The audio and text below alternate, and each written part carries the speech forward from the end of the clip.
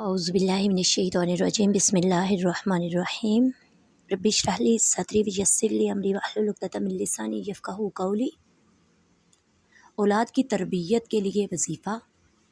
اگر آپ صاحب اولاد ہیں اور چاہتے ہیں کہ اولاد نافرمان نہ ہو تو اول آخر 11 مرتبہ درود شریف پڑھ کر یا برو اس کا ورد 100 مرتبہ کریں۔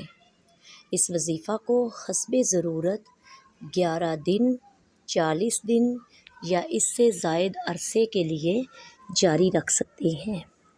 اس وظیفہ کی برکت سے اولاد نافرمان نہیں ہوگی اور نافرمان اولاد بھی فرمانبردار، نیک اور صالحہ ہو جائے گی۔